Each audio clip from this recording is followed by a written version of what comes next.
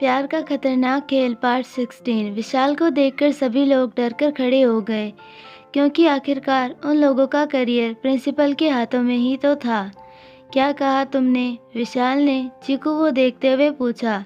Sir, मैं तो कुछ भी नहीं बोल रही थी, चीकू ने जल्दी से अपनी सफाई देते हुए कहा। विशाल ने अपनी नजरें कमरे में चारों तरफ घुमाई, परंतु उसे सुहानी कहीं पर भी नहीं दिखी। सुहानी कहाँ है? विशाल ने मिश्रा को देखते हुए सवाल किया।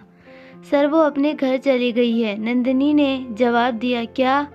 वो घर चली गई? लेकिन क्यों? विशाल ने हैरानी से पूछा। हमें नहीं पता सर, नंदिनी ने हिचकिचाते हुए जवाब दिया, क्योंकि वो अपनी नौकरी नहीं खोना चाहती थी। यह सुनने के बाद प्रिंसिपल पूरा पसीने से भीग गया। क्या आप लोगों ने उसे कुछ कहा? अगर आप लोगों ने उसे कुछ कहा है तो याद रखना, आपको इसका परिणाम भुगतना पड़ेगा, विशाल ने चेतावनी देते हुए कहा। नहीं सर, हमने तो कुछ भी नहीं कहा। अमन तुरंत अपनी बातों से मुकर गया। ये देखकर क्लास के सभी लोग चौंक गए।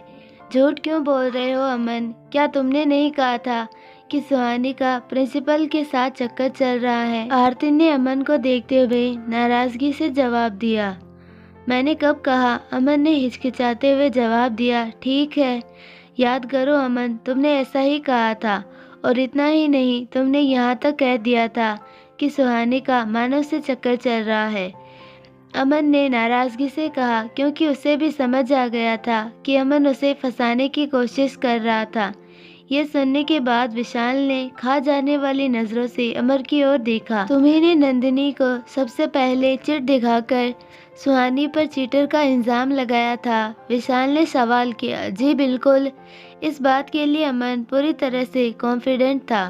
तो ठीक है, तुम्हें 3 साल के लिए सस्पेंड किया जाता है, विशाल ने कहा। क्या? लेकिन क्यों? अमन ने हैरानी से सवाल किया।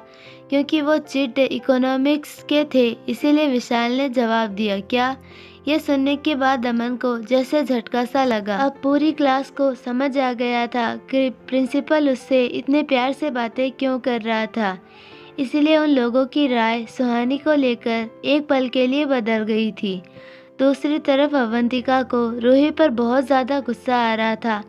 आई एम सॉरी सर, हमसे गलती हो गई, पूरी क्लास ने माफ़ी मांगते हुए कहा। अब इसका क्या मतलब था? जब सुहानी, विशाल ने गुस्से में जवाब दिया। सिर्फ तुम लोगों की वजह से वो अब कभी भी कॉलेज में एग्ज़ाम देने नहीं आएगी, विशाल ने जवाब दिया। सर, ऐसे तो वो फेल हो जाएगी, आर्य ने चिंतित होते हुए कहा। ओह, अब चिंता हो रही है, पहले कहाँ थे? विशाल ने गुस्से में जवाब दिया और वहाँ से वापस मुड़ गया। मैं मानती हूँ कि हमने गलती की है, परंतु सुहानी का मानव से चक्कर चल रहा है। ये बात बिल्कुल सच है, क्योंकि मैंने फेस्ट वाले दिन सुहानी को मानव की गाड़ी में बैठकर जाते हुए देखा था, और आप भी तो वहीं थे, अवंतिका ने तपाक से जवाब दिया। वो मानव की पत्नी है, विशाल ने यहाँ से जाते हुए जवाब दिया। क्या? पूरी क्लास को जैसे धक्का सा लगा। इसका मतलब हम इतने दिनों से मिस सेठी के साथ पढ़ रहे थे। अब सभी लोगों को अपनी गलती का एहसास हो गया था। उन्हें समझ आ गया था कि आखिर क्यों प्रिंसिपल सुहानी से इतने प्यार से बात करता था। सर, हमें माफ़ कर दीजिए सर, हमसे बहुत बड़ी गलती हो गई, पूरी क्लास ने माफ़ी मांगते हुए कहा। और इस समय तक अमन और रूही को भी अपने किए पर पछतावा हो रहा था।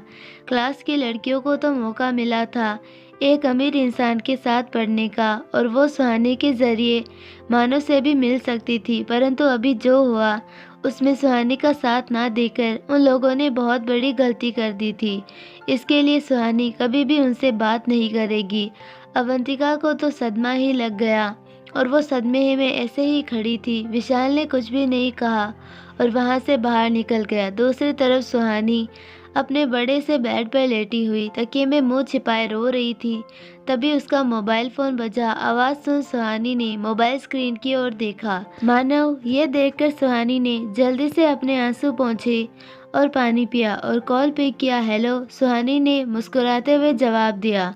वो जितना हो सके उतना नॉर्मल होने की कोशिश कर रही थी।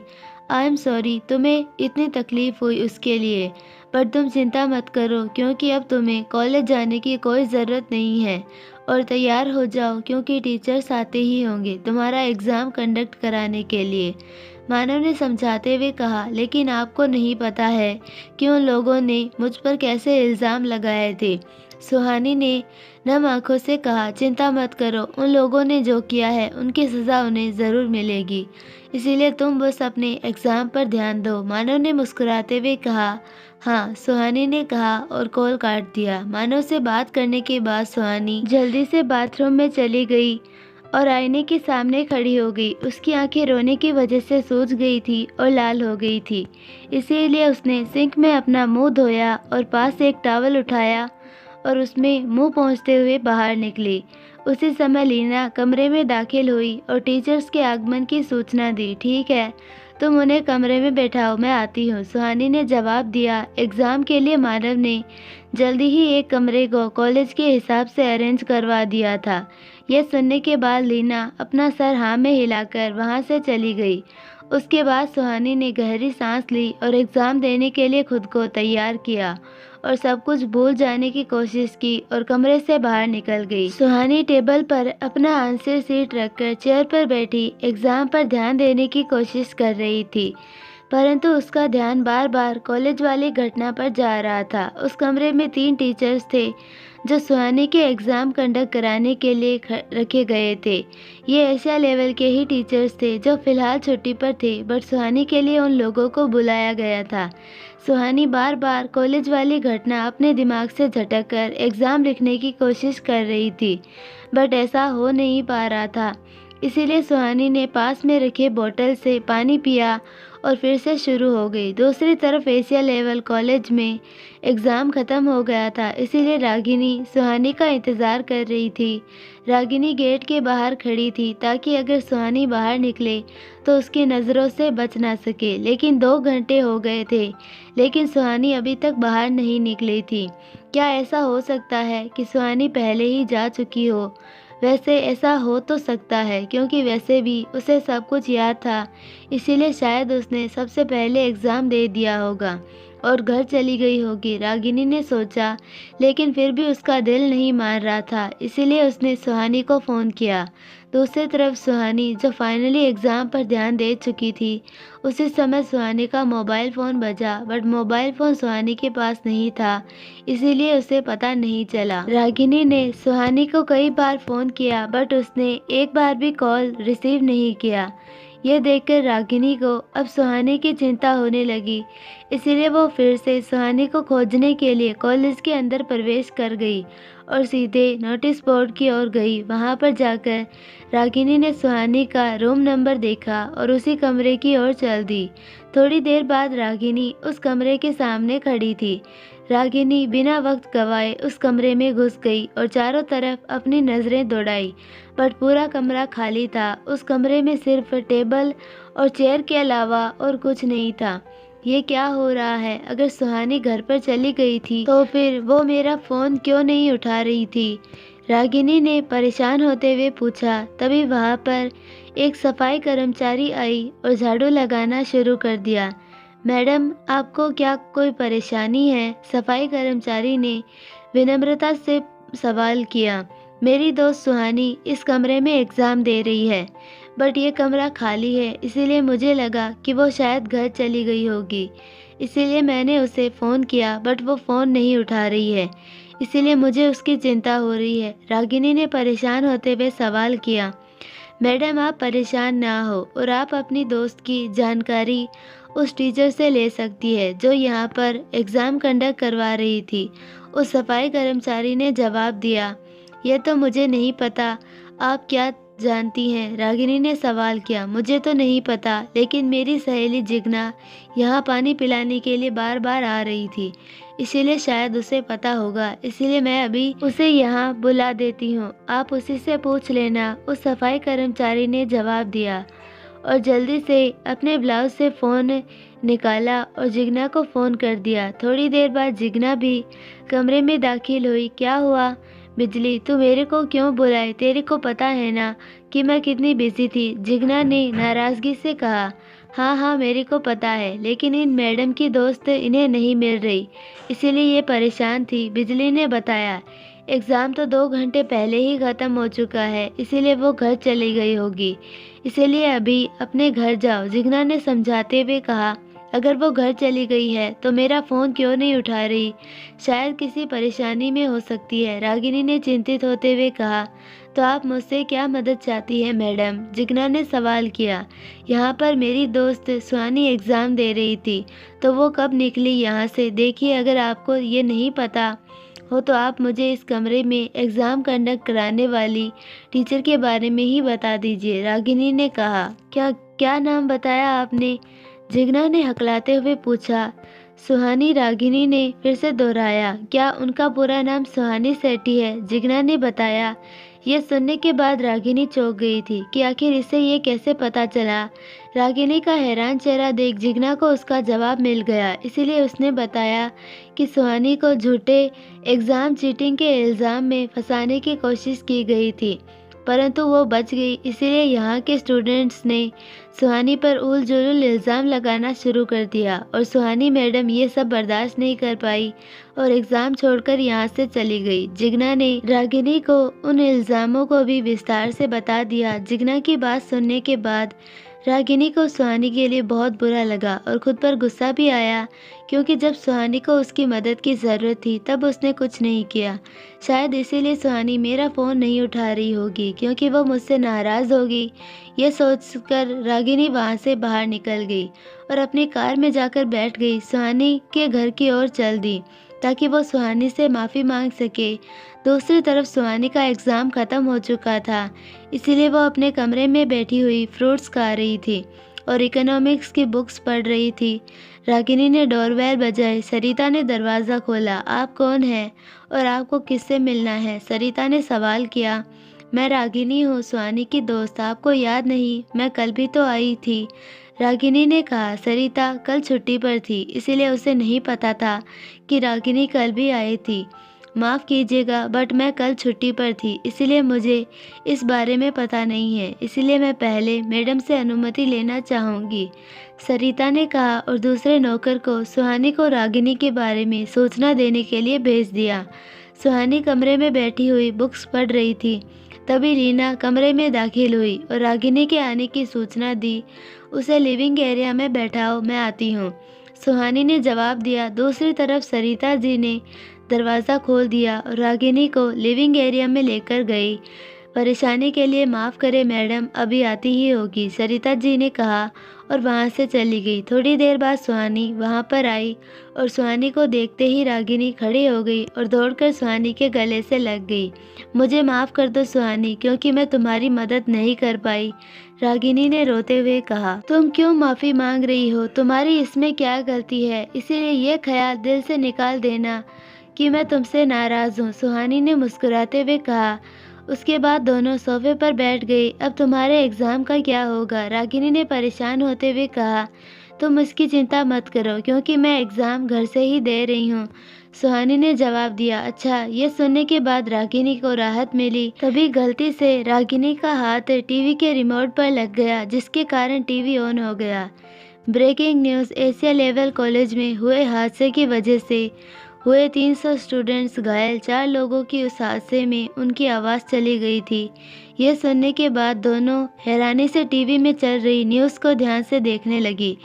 मुझे नहीं पता था कि एशिया लेवल कॉलेज में कोई हादसा भी हुआ था, सुहानी ने हैरानी भरी नज़रों से देखते हुए कहा। मुझे भी नहीं पता था कि कॉलेज में कोई हादसा भी हुआ था, रागिनी ने हैरानी से कहा, क्योंकि उसे अभी भी याद था कि वो पूरे 2 घंटे एक्स्ट्रा तक रुकी थी, बट फिर भी उसने कोई हादसे के बारे में नहीं सुना था। तुम ठीक हो ना? सुहानी ने चिंतित होते हुए सवाल किया। हाँ, मैं बिल्कुल ठीक हूँ, रागिनी ने मुस्कुराते हुए जवाब दिया। हालांकि वो भी सोच रही थी कि आखिर ये हादसा हुआ कब। कुछ देर बातचीत के बाद रागिनी उसे बाय बोलकर वहाँ से चली गई। जल्दी ही सुहानी के एग्ज़ाम ख़त्म हो गए, इसीलिए मानव ने जैसा कहा था सुहानी को सेठी हवेली लेकर गया। दादी मीनाक्षी सेठी सुहानी से मिलने के बाद बहुत खुश हुई। दादी ने सुहानी की मसाज के लिए एक दाई हायर की थी।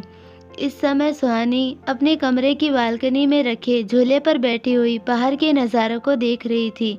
बाहर बहुत तेज बारिश हो रही थी। तभी सुहानी ने देखा कि आर्यन अपने साथ किसी लड़की को लेकर अंदर आया और वो लड़की विनी नहीं लग रही थी, बट फिर भी वो लड़की सुहानी को कुछ जानी पहचानी सी लग रही थी। ये सोचने के बाद वो झूले से खड़ी हुई और कमरे के बाहर निकल गई और सभी की नज़रों से छुपकर आर्यन का पीछा किया। सुहानी ने देखा कि वो लोग उसकी ओर ही आ रहे थे, हालांकि उन लोगों ने सुहानी को देखा नहीं था। इसीलिए सुहानी परेशान हो गई और जल्दी से भागकर वहाँ के किसी कमरे में घुस गई। वो कमरा गेस्ट रूम था जो बिल्कुल खाली था। अंदर आकर सुहानी ने राहत की सांस ली। तू भी ना सुहानी, क्या क्या करती रहती है। अच्छा खासा बारिश के नज़ारों का मज़ा ले रही थी, लेकिन नहीं, तुझे तो फिर भी मुसीबत में पड़ना था ना, सुहानी ने खुद को डांटते हुए कहा। तभी सुहानी ने दरवाज़ा खुलने की आवाज़ सुनी। यह सुनने के बाद सुहानी और ज़्यादा घबरा गई और जल्दी से किसी शेल्फ के पीछे छुप गई और छुपकर देखने लगी। सुहानी ने देखा कि अर्जुन अपने साथ किसी दूसरी लड़की को लेकर आया था और उस लड़की को देख सुहानी की आंखें हैरानी से बड़ी हो गई। ये तो माधवी है। ये देखकर सुहानी ने अपनी आंखें मली और फिर से देखा, ये सच में माधवी ही थी। लेकिन ऐसा कैसे हो सकता था, क्योंकि इसकी पत्नी तो विनी थी ना। फिर ये क्या था, आखिर इस घर में ये चल क्या रहा था। आर्यन ने माधवी को बिस्तर पर धक्का दे दिया और माधवी मुस्कुराते हुए बिस्तर पर गिर गई। उसके बाद आर्यन माधवी के ऊपर आ गया और उसे किस करने लगा। किस करते हुए ही आर्यन ने अपना हाथ माधवी के अंडरवेयर में डाल दिया। सुहानी ने जल्दी से अपनी आंखें बंद कर ली। सुहानी अपनी आंखें बंद किए ये सब खत्म होने का इंतज़ार कर रही थी। तभी उसके कानों में माधवी की सिसकियों की आवाज़ आने लगी। सुहानी ये सब सुनना भी नहीं चाहती थी, इसीलिए उसने अपने दोनों हाथों से अपने कानों को बंद कर लिया। सुहानी इस समय बहुत ही परेशान और बेबस महसूस कर रही थी। 2.5 घंटे बाद ये सब खत्म हुआ। उसके बाद आर्यन बिस्तर से उठकर खड़ा हो गया और कमरे से बाहर निकल गया, बट माधवी अभी भी वहीं थी। सुहानी ने छिपकर देखा कि माधवी गहरी नींद में सो रही थी। यह देखकर सुहानी बिना शोर किए कमरे से बाहर निकल गई और जल्दी से अपने कमरे की ओर बढ़ने लगी। तभी दादी ने सुहानी को पकड़ लिया। ये देखकर सुहानी घबरा गई। तुम्हें इतनी जल्दी जल्दी नहीं चलना चाहिए, बेबी के लिए अच्छा नहीं है। ठीक है दादी, सुहानी ने सर पर प्यार से हाथ रख समझाते हुए कहा। हाँ, मैं समझ गई, मुझे थोड़ा काम है, इसीलिए मैं चलती हूँ, सुहानी ने हिचकिचाते हुए कहा और अपने कमरे की ओर बढ़ गई। ये देख मीनाक्षी जी हैरान थी। ये अचानक सुहानी को क्या हो गया, मीनाक्षी जी ने मन में कहा और आगे बढ़ गई।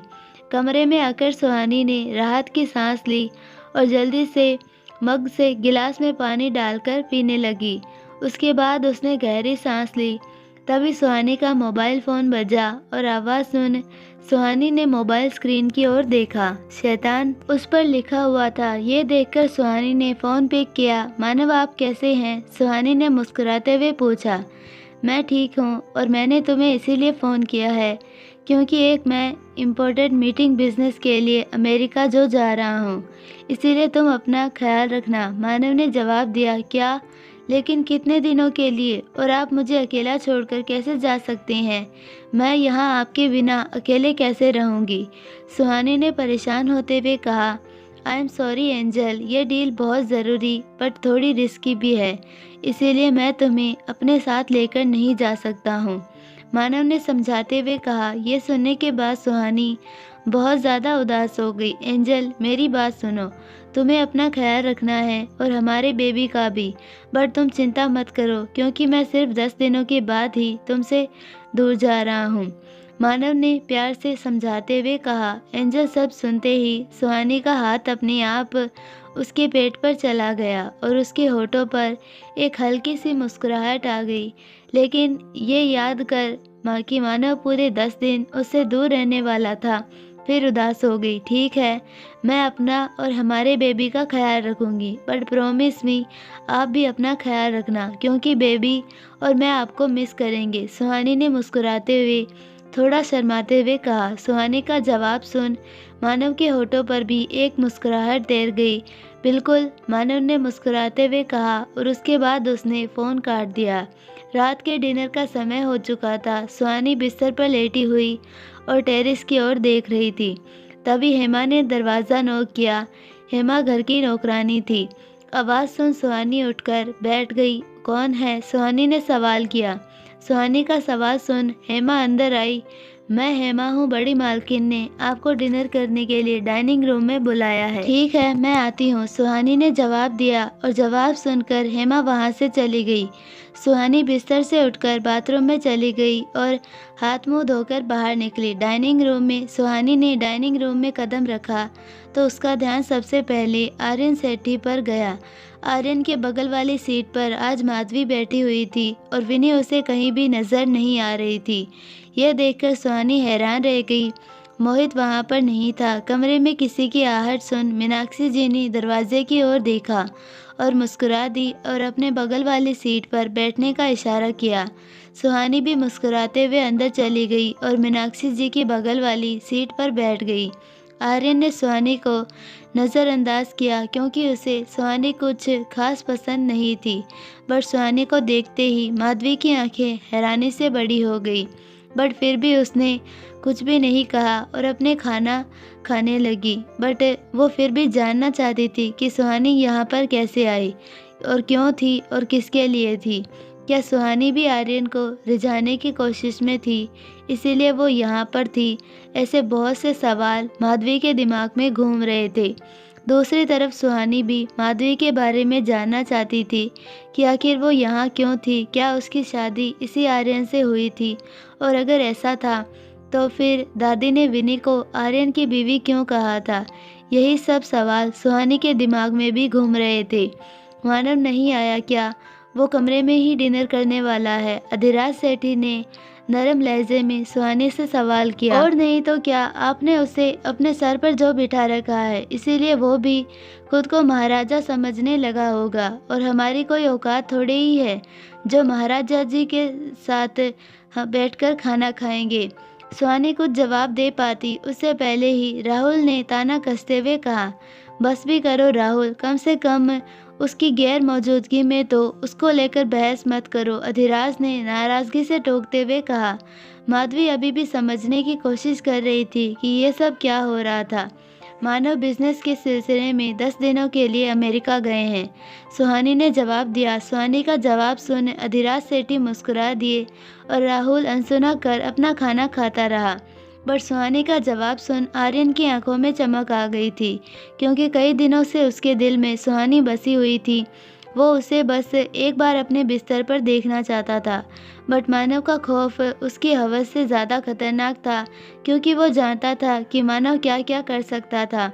पिछली बार अधिराज सेठी के जन्मदिन में जब उसने सुहानी पर हाथ उठाने की कोशिश की थी, तब मानव ने उसका हाथ इतना कस के पकड़ा था कि उसके कलाई की हड्डी फ्रैक्चर हो गई थी और उसे ठीक होने में 1 महीना लग गया था। बट अब तो मानव पूरे 10 दिनों के लिए घर नहीं आने वाला था। मतलब सुहानी 10 दिनों तक बिल्कुल अकेली ही थी। ये सोचते हुए आर्यन के होठों पर एक शैतानी मुस्कुराहट आ गई। इससे आर्यन को ज़रा भी फर्क नहीं पड़ता था कि सुहानी गर्भवती थी, क्योंकि वैसे भी वो सुहानी के बच्चे के पैदा होने से पहले ही मारने वाला था। सुहानी आर्यन के इन शैतानी ख्यालों से बिल्कुल अनजान थी, बट माधवी की नज़र सुहानी और आर्यन दोनों पर ही थी और वो आर्यन की आंखों में हवस देख पा रही थी, क्योंकि वो देख रही थी कि आर्यन जब भी सुहानी को देख रहा था, उसकी जीभ अपने आप उसके होठों को चाट रही थी और कभी कभी तो आर्यन अपने होठों को हल्का सा काट भी रहा था। सुहानी बेटा, मैं कल अपनी दोस्ती मालती के घर कीर्तन में जा रही हूँ, तो क्या तुम भी वहाँ चलोगी? मीनाक्षी जी ने मुस्कुराते हुए पूछा। नहीं दादी, मुझे भीड़ या शोर शराबे से परेशानी होती है, इसीलिए सॉरी दादी, मैं नहीं आ पाऊँगी। सुहानी ने विनती भरी नज़रों से देखते हुए कहा। ठीक है, लेकिन तुम अकेली घर में अपना ख्याल रख लोगी? मीनाक्षी जी ने परेशान होकर सवाल किया। मीनाक्षी जी ने हैरानी से पूछा।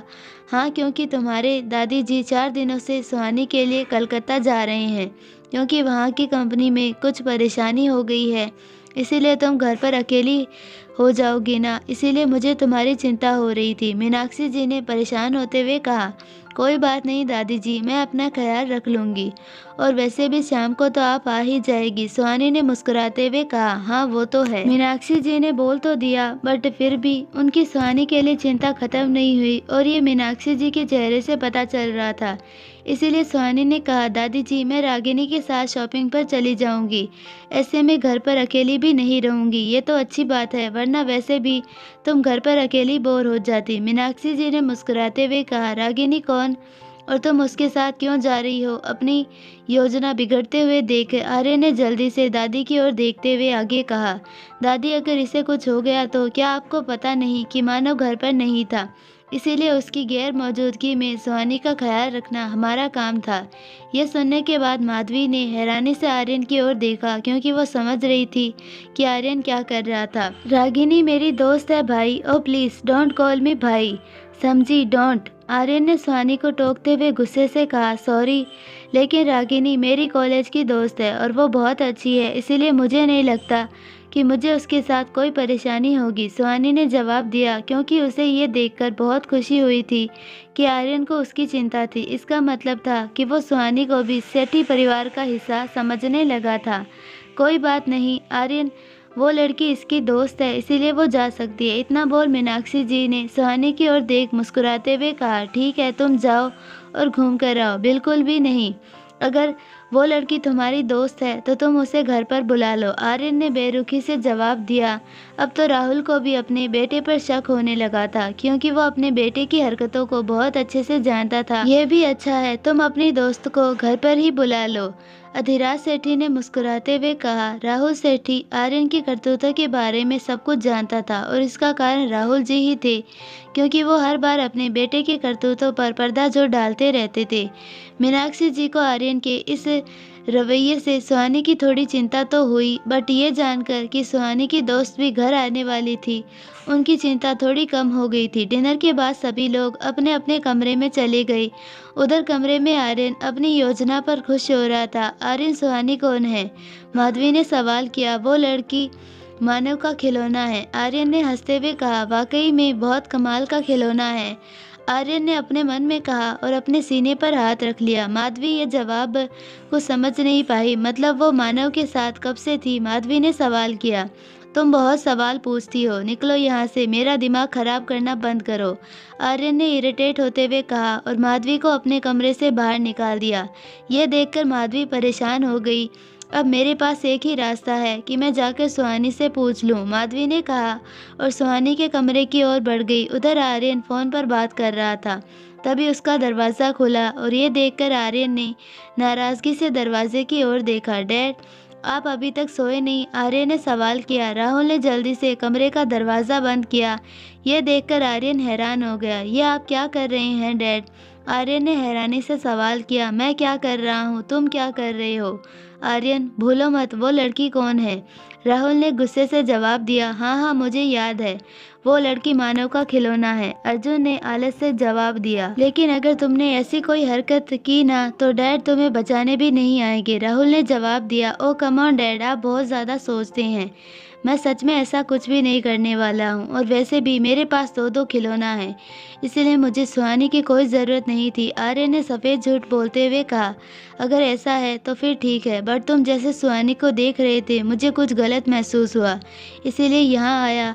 मैं तो हर लड़की को ऐसे ही देखता हूँ, इसमें इतना ज़्यादा सोचने की ज़रूरत नहीं थी डैड। बट कोई बात नहीं, आप अपने कमरे में जाइए और सो जाइए, क्योंकि कल आपको ऑफिस में कोई ज़रूरी मीटिंग भी है, आर्यन ने कहा। उसके बाद राहुल वहां से चला गया, बट उसका शक नहीं जा रहा था, लेकिन फिर भी उसने अपने दिमाग से सभी ख्यालों को झटक दिया और कमरे से बाहर निकल गया। दरअसल आर्यन ने ना ही विनी से शादी की थी और ना ही माधवी से, बल्कि वो अपनी अय्याशी के लिए माधवी को घर से लेकर भागा था और विनी को भी साथ चलने के लिए कहा, क्योंकि आर्यन ने दोनों को ही अपनी चिकनी चुपड़ी बातों में फंसा लिया और आर्यन के अमीर होने की वजह से वो दोनों ही मान गई थी।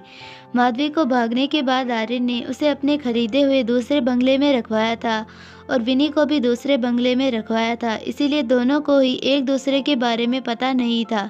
आर्यन के पास बहुत सारे महंगे और आलीशान बंगले थे, एक दिन विनी को आर्यन पर थोड़ा शक हुआ और वो पीछा करते हुए सेठी हवेली पहुंच गई थी और मीनाक्षी जी की उस पर नज़र पड़ गई। तब आर्यन परेशान हो गया और राहुल को सब कुछ बताकर उसने बचाने के लिए मदद मांगी। और तब राहुल ने मीनाक्षी जी को बताया था कि विनी आर्यन की पत्नी है और ये आर्यन के दूसरे बंगले पर रहती है, बट आर्यन के नाराज होने की वजह से वो काफी दिनों से यहीं पर रहा है, इसीलिए परेशान होकर ये यहाँ आ गई। राहुल ऐसा कुछ बोलना नहीं चाहता था, बट आर्यन ने बताया था कि विनी गर्भवती है, इसीलिए वो काफ़ी चालाक भी है। इसीलिए सिर्फ गर्लफ्रेंड बोलना बेकार होगा, क्योंकि विनी के पास सबूत थे कि वो 5 सालों से उसके साथ रह रहा है। इसीलिए राहुल को ये झूठ बोलना पड़ा। उसके बाद मीनाक्षी जी बहुत खुश हुई और दुल्हन का घर में स्वागत किया। हालांकि विनी को ये लगा कि वो गर्भवती है। आई होप आपको यह पार्ट पसंद आया होगा, और अगर पसंद आया है तो प्लीज़ वीडियो को लाइक, शेयर और चैनल को सब्सक्राइब कीजिए और बेल आइकन नोटिफिकेशन को ऑल पर सिलेक्ट कर दीजिए ताकि हमारी सारी वीडियोस की नोटिफिकेशन आपको मिलती रहे। धन्यवाद। मिलते हैं नेक्स्ट पार्ट में, तब तक के लिए बाय।